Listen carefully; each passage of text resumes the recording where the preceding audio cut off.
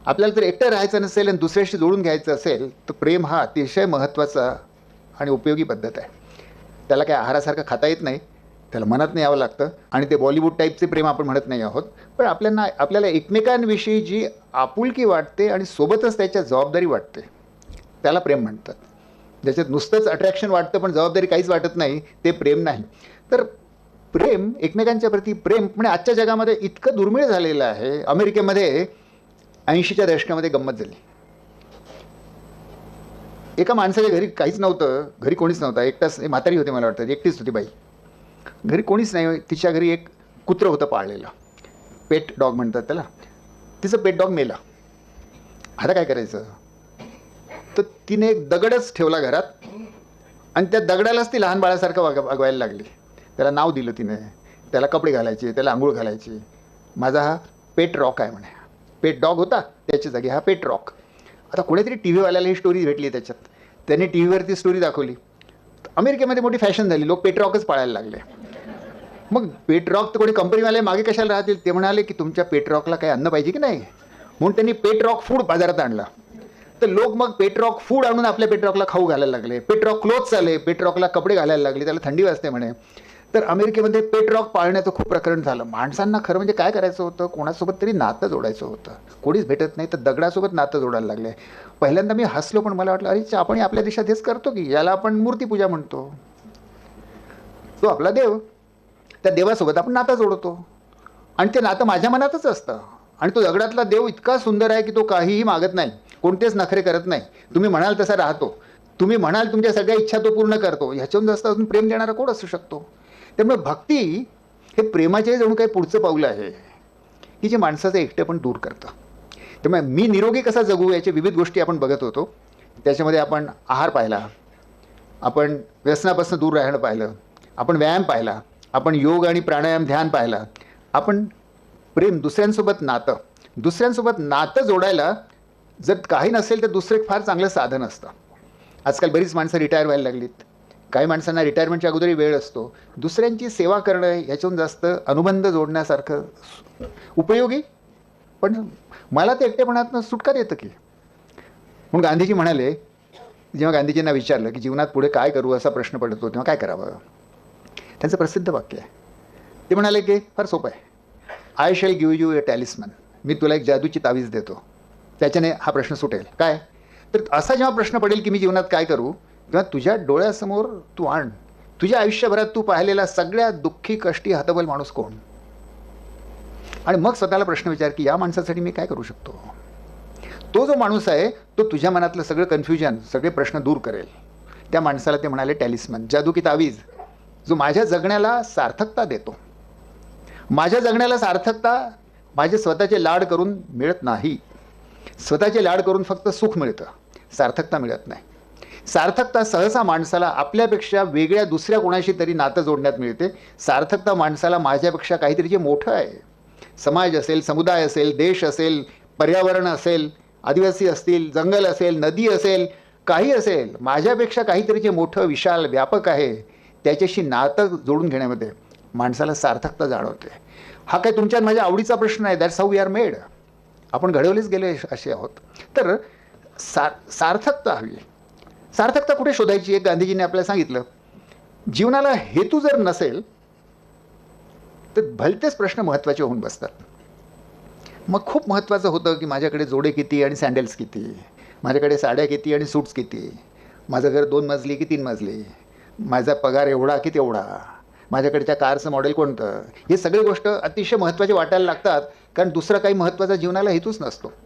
ज्यांना कशासाठी जगायचं हे माहीत, काहीतरी सापडतं, कारण सापडतं, त्यांना मी कसा जगतो आहे, माझ्याकडे किती वस्तू आहे, पगार किती आणि कपडे किती, हे दुय्यम होऊन जातं. म्हणून आपल्या जगण्याला काहीतरी हेतू हवा. जगण्याला जर काही हेतू नसेल, उद्देश नसेल, पर्पज नसेल तर दुय्यम गोष्टी महत्त्वाच्या होऊन जातात. आणि म्हणून निरोगी कसं जगावं याची जी 6 सूत्री होती, त्या 6 सूत्रीतलं शेवटचं सूत्र असं आहे की जे निव्वळ स्वतःसाठी नाही, स्वतःच्या पलीकडे माझ्या जगण्याला काहीतरी हेतू पाहिजे. हे एक मोठं सुंदर आहे बघा. मी जर दुसऱ्यांचं जगणं हा माझ्या जगण्याचा हेतू केला आणि त्या दुसऱ्याने माझं जगणं त्याच्या जगण्याचा हेतू केला, तर एक सहयोगी समाज निर्माण होतो ज्याच्या सगळेच जण एकमेकांच्या हिताची काळजी करतात. आजचा समाज जो फक्त स्वतःच्या हिताकडे बघतो, स्वार्थाकडे बघतो आणि मित्राला वाघाच्या तोंडी देतो. आणि दुसरा एक समाज की ज्याच्यामध्ये माझ्या शेजाऱ्याचं किंवा माझ्या गावातल्या कोणाचं किंवा एखाद्या आदिवासी बालकाचं किंवा एखाद्या दुःखी स्त्रीचं, तिच्या जीवनाची जेव्हा मी काळजी करतो तेव्हा माझ्या जीवनाला हेतू मिळतो. तिचं किंवा त्या बालकाचं काही भलं होतं की नाही ते माझ्या प्रयत्नांवर अवलंबून आहे. पण एका माणसाचं तर नक्कीच भलं होतं, तो म्हणजे मी स्वतः. कारण मी माझ्या स्वतःच्या मीपणाच्या तुरुंगातनं त्याच्यामुळे मोकळा होतो. माझी सगळी समस्या ही आहे की मी तुरुंगात आहे, मी नावाच्या तुरुंगात आहे. ते स्वार्थाचं कुंपण माझ्या अवतीभोवती मीच निर्माण केलेलं आहे आणि ते कुंपण आता मीच निर्माण केलेलं आहे, पण ते इतकं मजबूत झालं आहे की मला तोडवत नाही. आणि मला इतर सगळ्या माणसांपासून हे कुंपण वेगळं करतं आहे, म्हणून मला एकटेपणाची समस्या निर्माण होते आहे. पण मला इतरांसोबत जोडून कसं घेऊ, हे कुंपण तोडवत नाही माझ्याने. तर दुसऱ्यांच्या हितामध्ये माझ्या जीवनाचा हेतू शोधणं ही ती कुंपण तोडण्याची. आता मी निरोगी कसं जगावं हे आपण पाहिलं. आपण हेही पाहिलं की आजारी पडलोच तर जी गावामध्येच सहज उपलब्ध होऊ शकेल अशी विकेंद्रित आरोग्य सेवा गावामध्येच कशी निर्माण करता येऊ शकते, तशीच ती मोहल्ल्यात निर्माण करता येऊ शकते. छोट्या छोट्या मानवी समुदायामध्ये प्रत्येकच गोष्टीसाठी काही प्रोफेशनल डॉक्टरांकडे जायची गरज नाही. या ज्या गावातल्या बायांना आम्ही प्रशिक्षण दिलं, 36 दिवसांचं प्रशिक्षण दिलं की नवजात बालक आणि न्यूमोनिया झालेली मुलं यांना कसं शोधायचं, त्यांची काळजी कशी घ्यायची. आणि हे प्रशिक्षण पूर्ण झाल्यानंतर आम्हाला जरा संशयच होता की आपण भलतंच धाडस तर नाही करत आहोत की गावातल्या डॉक्टर नसलेल्या बायांच्या हाती इतके महत्त्वाचे विषय देतो आहोत. म्हणून आम्ही भारतातले सगळ्यात मोठे असे 10 बालरोग तज्ज्ञ गडचिरोलीला बोलवले. त्यांना हे धन्यवाद दिले की ते आले, नाही तर गडचिरोली कुठे आणि कुठे दिल्ली आणि मुंबई. दिल्लीमधले All India Institute of Medical सायन्सेसचे जे पीडियाट्रिक्स विभागाचे प्रमुख होते डॉक्टर मेहरबान सिंग, हेही आले.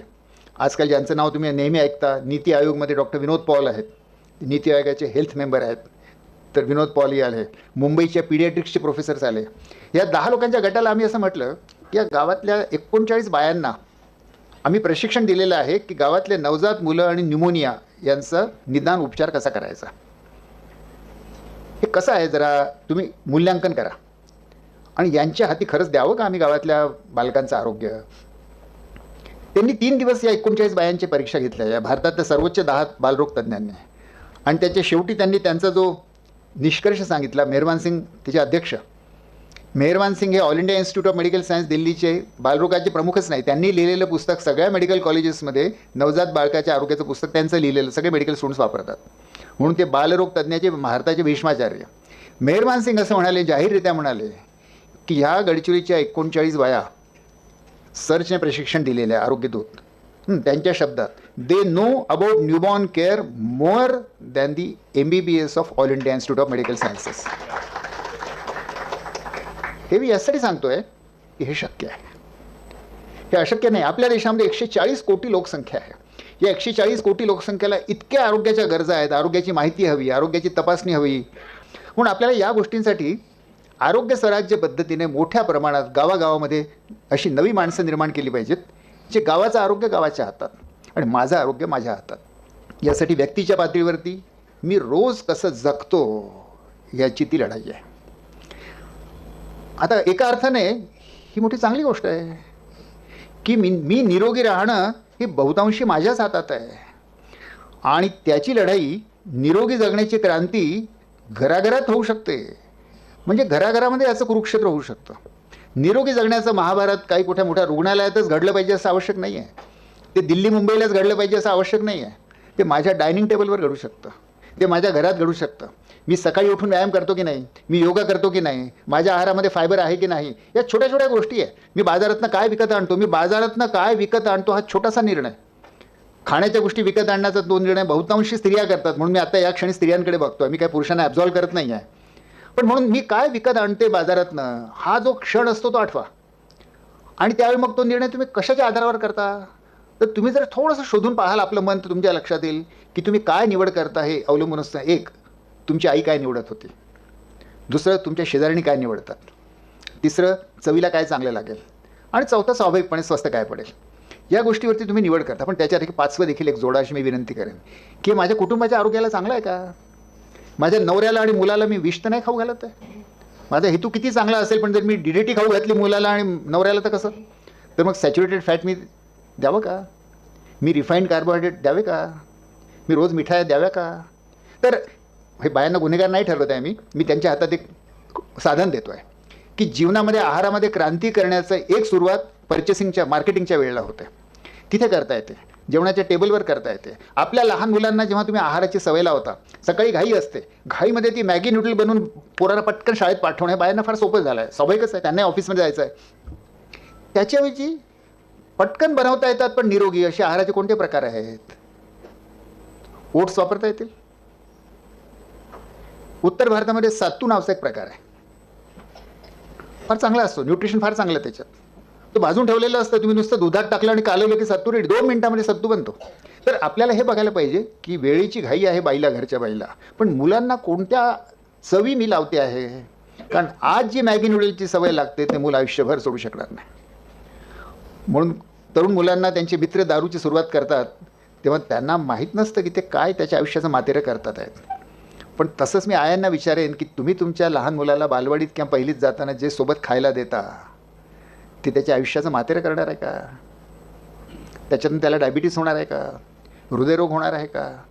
याचा विचार आपल्याला करता येईल. आणि असं नाही की स्त्रियांची वेळ महत्त्वाची नाही, त्यांची वेळ त्यांनाही घाई आहे स्वाभाविकपणे, पण आहाराचे असे प्रकार आहेत की जे पटकन बनवता येतील. तर हे सगळे प्रकारांचे आपण शोध घेतले पाहिजेत. आणि यूट्यूबवर आता इतकी माहिती उपलब्ध आहे, काही खोटी देखील आहे, काही खोटे दावे देखील आहे, पण तेवढं विवेक आपल्याला वापरावं लागेल. तर आरोग्य स्वराज्यामध्ये प्रत्येक माणसाला जर स्वतःच्या आरोग्यासाठी स्वतः सक्षम व्हायचं असेल तर थोडी माहिती घ्यावी लागेल, थोडे जीवनाचे चॉईसेस, अन्नाचे चॉईसेस, व्यायामाचे चॉईसेस, व्यक्तीच्या पातळीवरती निरोगी जगा. आणि यासाठी सुदैवाने बघा, जसं एक तर म्हणालो की मोबाईल फोन हे याचं अतिशय प्रभावी साधन आहे. मोबाईल फोनचा वापर भारतीय बायांनी इतक्या झपाट्याने आणि क्रिएटिव्हली केला आहे की दंग राहून जावं. काही दिवसांपूर्वी मला आम्ही जिथे आदिवासी तालुक्यात राहतो तो गडचिरोली जिल्ह्याचा तालुका आहे धानोरा. हा धानोरा तुम्ही कधी काळी ऐकलं असेल तर महाराष्ट्रातला सगळ्यात जास्त नक्षलवादी व्हायलन्स असलेला तालुका होता. त्याची सीमा जिथे छत्तीसगडसोबत आहे तिथे एक मुरुमगाव नावाचं एक आदिवासी गाव आहे आणि तिकडून छत्तीसगडमधनं रस्ता येतो. तर एक दिवशी मला त्या गावातल्या आदिवासी बायांनी फोन केला की डॉक्टर साहेब तुम्ही ताबडतोब या. त्याला बेकारीशी दारू गाडणारा एक ट्रक त्यांनी पकडला. त्यात 11,000 दारूच्या बाटल्या होत्या. त्या त्यांनी पकडल्या म्हणून मी त्यांचं कौतुक केलं. आणि मग म्हणालो तो गुन्हेगार कुठे आहे? तर त्या म्हणाला तो तर पळून गेला म्हणे. मी म्हणालो अरे त्याला शिक्षा नाही करता येणार. नाहीची म्हणे. त्यांनी खिशातनं मोबाईल फोन काढला आणि मला व्हिडिओ फिल्म दाखवली, त्या जीपचा नंबर आणि तो जीपवाला पळून जातो आहे तो. म्हणजे गडचिरोलीच्या आदिवासी बाया इतक्या हुशार झाल्या की त्या पटकन अशा क्षणी देखील त्यांनाही बुद्धी सुचली की याचा व्हिडिओ घेऊन ठेवावा. त्यांनी पुरावा निर्माण करून ठेवला. शेवटी त्याला जेत झाले. तर या मोबाईल फोनचा आणि ॲपचा उपयोग खूप आरोग्यासाठी करता येऊ शकतो. तुम्ही किती आहार घेतला, तुम्हाला ॲप ठेवता येतं, हिशोब ठेवता येतो. किती पावलं चाललात, आजकाल अशा घड्याळ निघाले आहेत की तुम्ही किती पावलं चाललात, तुमची हृदयाची गती किती होते ते मोजता येतं. तुम्हाला तुमचं ऑक्सिजन सॅच्युरेशन मोजता येतं पल्स ऑक्सिमीटरने. इतकं सोपं आहे. नुसतं बोटाला लावलं की ते तुम्हाला तुमच्या हृदयाची गती देतं आणखी ऑक्सिजनही देतं. या सगळ्यांचा उपयोग करून यावा की. विज्ञानाने काही नुसतं वाईटच नाही केलेलं, अनेक चांगल्या गोष्टीची सक्षमता आपल्या हातात दिलेली आहे. आणि म्हणून यांचा उपयोग करून प्रत्येक नागरिकाला माझं आरोग्य माझ्या हाती, माझं आरोग्य हा माझा हक्क आहे आणि ती माझी जबाबदारी पण आहे.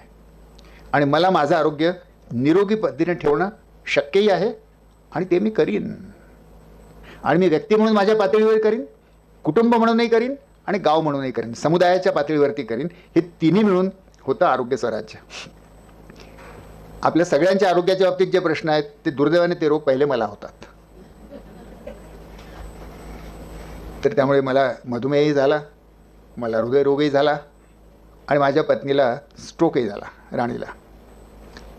पण त्या प्रत्येक रोगातनं काहीतरी मला शिकायला मिळालं की माझं काय चुकलं होतं. आणि 3 पुस्तकं जी मी लिहिली आहेत, माझा साक्षात्कारी हृदयरोग, हे बऱ्यापैकी महाराष्ट्रात वाचलं गेलं आहे, अनेकांना माहीत असेल. दुसरं पुस्तक आहे या जीवनाचं काय करू, कारण जगलो पण कशासाठी जगायचं.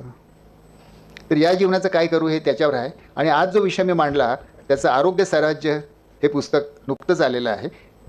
व्यक्ती आणि समाज हे निरोगी कसे जगू शकावे यासाठी हे पुस्तक आहेत.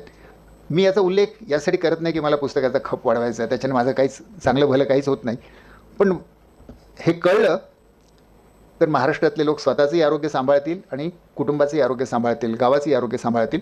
म्हणून आरोग्य स्वराज्य खरं म्हणजे ही आरोग्य चळवळ व्हायला पाहिजे. आपण प्रत्येकच बाबतीत शासनावर अवलंबून राहू शकत नाही आणि मेडिकल इन्शुरन्सवर अवलंबून राहू शकत नाही. मेडिकल इन्शुरन्स काय करतं, जसं मृत्यूचा इन्शुरन्स आहे, मृत्यूचा इन्शुरन्स मृत्यू टाळत नाही. तुम्ही मेला तर ते फक्त उरलेल्या लोकांना काहीतरी भरपाई देतं. तुम्ही मरायचे ते मरताच, किंवा तुम्ही मेल्याशिवाय ती भरपाईच मिळत नाही, म्हणून पहिले मरा. तर मेडिकल इन्शुरन्स देखील रोग झाल्यानंतर तुम्हाला उपचार फुकट करतं, पण रोगाचं दुःख जे काही वेदना व्हायचे त्याही होतात आणि त्या रोगात तुम्ही मरूही शकता. मेडिकल इन्शुरन्स हे रोग वाचवत नाही, उपचाराची किंमतपासून तुम्हाला वाचवतं. ते चांगलंच आहे, उपचाराच्या किमतीपासून वाचवणं हे उपयोगी आहे, तेव्हा मेडिकल इन्शुरन्स जरूर काढावं. पण या भ्रमात राहू नये की मेडिकल इन्शुरन्स काढलं तर मी आता निरोगी राहीन. आणि म्हणून माझं आरोग्य हे माझ्या हातात पाहिजे, माझी जबाबदारी पाहिजे, त्यासाठी स्वस्थ व्हायला पाहिजे, आरोग्य स्वराज्य व्हायला पाहिजे. आणि म्हणून खरं म्हणजे आरोग्य स्वराज्य ही महाराष्ट्रामध्ये एक लोकचळवळ व्हायला पाहिजे, एवढीच माझी इच्छा. आता एक फक्त प्रश्न तरी राहतो की हे परिवर्तन करायचं, याच्यातला शासनाच्या बदलाचा जो भाग आहे त्याची मी चर्चा आत्ता केली नाही, कारण याच्यामध्ये बरीच जबाबदारी शासनावरही येते. जर लातूरमध्ये पोल्युशन असेल तर तुम्ही किती प्राणायाम केला उलट जास्तच तुम्ही धूळ आतमध्ये घ्याल. त्यामुळे लातूरमध्ये पोल्युशन व्हायला नको, किंवा लातूरमध्ये पुरेसा पाणी पुरवठा व्हायला पाहिजे. या काही गोष्टी शासनाच्या हातात आहेत. तंबाखू आणि दारू मुबलक उपलब्ध आहे, हे शासनाच्या हातात आहेत. या काही गोष्टी शासनाच्या हातात आहेत, पण त्याचा मी आज उल्लेख नाही केला, कारण त्याचा व्यक्तिशः प्रत्येकाला उपयोग नाही. आता एक प्रश्न नेहमीच आपल्या मनात असं सगळं जेव्हा आपण थोडं कठीण वाटणारं ऐकतो तेव्हा असं वाटतं हे सगळं योग्यता आहे आणि शक्य आहे का? समाज इतक्या मोठ्या प्रमाणात आणि मोठ्या गतीने एका विशिष्ट जीवनशैलीकडे वळतो आहे. त्या जीवनशैलीचे माझ्यावर आरोग्यावरती परिणाम आहेत आणि पृथ्वीच्या आरोग्यावरही दुष्परिणाम आहेत, आणि तरी देखील जातोच आहे समाज. तर मग हे बदलणं शक्य आहे का? वस्तुतः आरोग्य स्वराज्यामध्ये जे परिवर्तन माझ्या जीवनात मी करतो ते एका अर्थाने एक आरोग्याची आणि सांस्कृतिक क्रांती आहे. सांस्कृतिक म्हणजे काय? हो, मी रोज कसं जगतो त्याला संस्कृती म्हणतात. त्यामुळे माझं रोजचं जगण्याचा बदल ही सांस्कृतिक क्रांती आहेच, पण सोबत ती राजनैतिक क्रांती देखील आहे. या अर्थाने की मी माझ्या आरोग्याची जबाबदारी माझ्या हातात घेतो, मी सत्ता माझ्या हातात घेतो. मी सत्ता शासनाच्या हाती देत नाही, की डॉक्टरांच्या हाती देत नाही, की मेडिकल इन्शुरन्सच्या हाती देत नाही. आणि याच्यावर मोठा मूर्खपणा दुसरा असू शकत नाही की माझं जगणं किंवा मरणं याचा निर्णय मी दुसऱ्याला घ्यायला सोपून देईल. तर ते करायचं नसेल ते परिवर्तन केलं पाहिजे. मन जेव्हा थोडं साशंक होतं की हे शक्य आहे काय, पर्यावरणाच्या चळवळीमध्ये एक मोठं सुंदर वाक्य आहे. छोटासा माणूस काय करू शकतो, तर त्याचं वाक्य असं आहे की टिंबक्टूमध्ये, अगदी ओसाड, टिंबक्टूमध्ये एखाद्या लहानशा फुलपाखराने पंख फडफडवले तरी त्यामुळे पॅसिफिक महासागरामध्ये मोठं वादळ होऊ शकतं. ते पाखरू पंख फडफडवतं, त्याच्यामुळे शक्य आहे की आजूबाजूची हवा हलते, शक्य आहे की त्यामुळे हवेचा झोत निर्माण होतो, शक्य आहे की त्यातनं आकाशाचे काही ढग इकडचे तिकडे जातात, आणि ही जी परिणामांची साखळी आहे ही वाढत वाढत वाढत त्यामुळे पॅसिफिक महासागरामध्ये दूरवर कुठेतरी एक मोठं वादळ निर्माण होऊ शकतं. हे शक्य आहे. त्यामुळे माझ्या जगण्यातल्या छोट्याशा परिवर्तनामुळे कुणास ठाऊक मी समाजामध्ये एक जगण्याची वेगळी क्रांती निर्माण करू शकेन. आणि समाजात होईल की नाही, पण माझ्या जीवनात तर नक्कीच होऊन जाईल. आणि म्हणून जेव्हा कधी अशी साशंकता मनात निर्माण होते की याच्याने काही होईल का, तर जरूर होईल. फक्त आपले इवलेवले जे पंख आपले प्रत्येकाचे आहेत ते एकदा फडफडवून बघा. धन्यवाद.